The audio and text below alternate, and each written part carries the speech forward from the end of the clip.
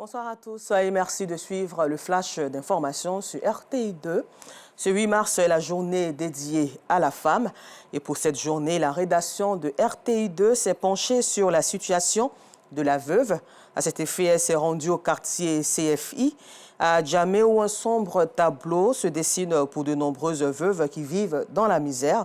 Leurs conditions de vie sont déplorables, marquées par maladie et difficulté à se nourrir, une réalité qui ne rend pas hommage à ces femmes.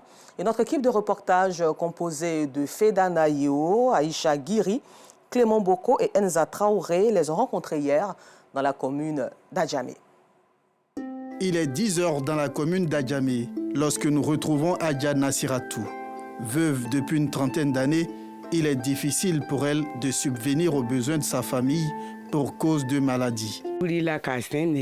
J'ai remarqué que mon pied était enflé, alors je suis allée au CHU de Cocody, puis j'ai été transférée à celui de Trècheville, où j'ai passé près de 2 ans.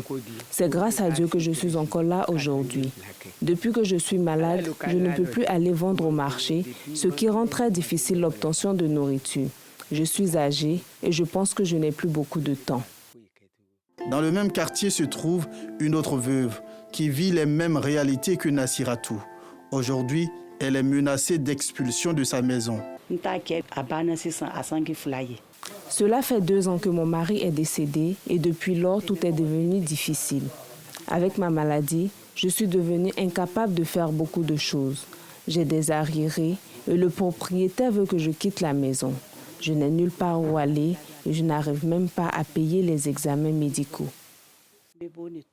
La situation que vivent ces femmes est légion dans ce quartier. À quelques pas de là, on peut simplement dire que le sort s'acharne sur Mariam Koulibaly, une autre veuve. Victime d'une crise d'AVC il y a 10 ans, elle lutte quotidiennement pour survivre dans des conditions précaires.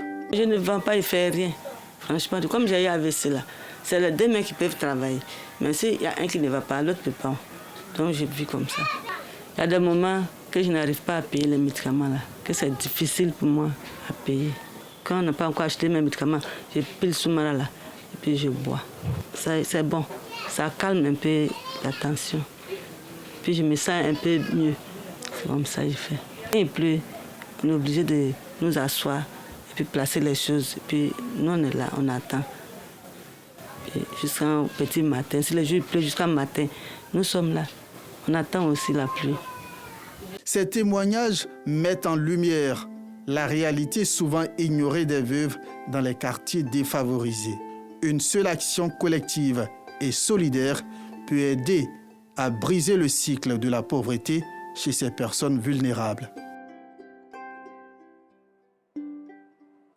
Et la direction régionale de l'éducation nationale d'Abidjan 4, en collaboration avec la Fédération ivoirienne de randonnée pédestre, ont organisé une marche sportive suivie de fitness au complexe sportif d'Abobo le mercredi 6 mars. Cette activité qui a enregistré la présence de Candia Camara, présidente du Sénat et maire de la commune d'Abobo, avait pour enjeu la sensibilisation de la gente féminine aux bonnes mœurs, en prélude à la symbolique date du 8 mars 2024, marquant la journée internationale du respect des droits de la femme. Et vous le verrez ce soir avec Yacouba Koulibaly. Alors, portant toujours sur cette journée, comment traiter efficacement l'information sur les violences faites aux femmes? La réponse à cette question a fait l'objet d'un atelier de formation initié par la Ligue ivoirienne des droits de la femme. Ce jour où le monde entier célèbre la journée internationale du respect des droits de la femme, l'organisation de féministes a choisi d'éduquer les journalistes qui font, selon l'association, beaucoup d'amalgames dans le rendu de leur sujet sur les violences basées sur le genre VBG. Et Clément Boko a pris part à cette formation que vous suivrez aussi avec plaisir à 19h30. Surprise en pleine séance d'éducation sportive et physique, les étudiants de l'Institut national de la jeunesse et des sports, INJS, sont tenus à donner leur point de vue, notamment sur la célébration de la journée internationale du respect des droits de la femme, qui est célébrée tous les 8 mars. Et vous aurez des précisions aussi plus tard.